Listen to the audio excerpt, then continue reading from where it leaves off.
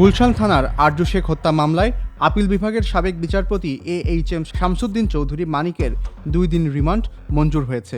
5 March ঢাকার chief metropolitan magistrate CMM আদালতে সাবেক এই বিচারপতিকে হাজির করে পুলিশ 7 দিনের রিমান্ড আবেদন করে।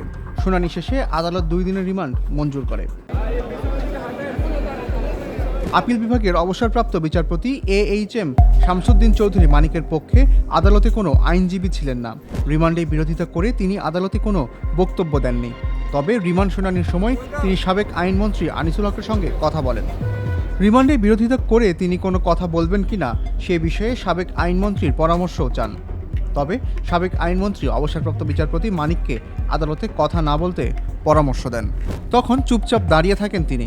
একটি হত্যা মামলায় 2 দিনের রিমান্ড মঞ্জুর হলে মাথা নিচু করে কাঠগড়ায় দাঁড়িয়ে থাকেন অবসরপ্রাপ্ত বিচারপতি মানিক।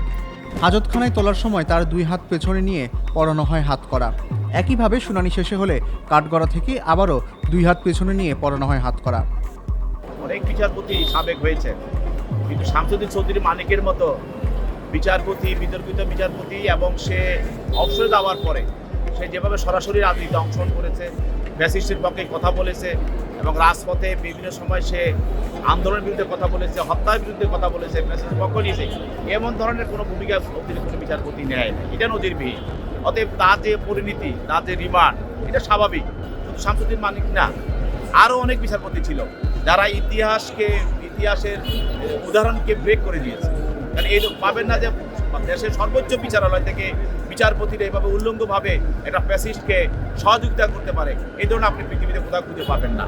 শামসুদ্দিন চৌধুরী মানিকের পরিণতি দিয়ে দেখে যে বিচারপতিদের বা বিচারকদের বা দেশের মানুষের বিভিন্ন স্তরের আমাদের একটা শিক্ষার প্রয়োজন আছে।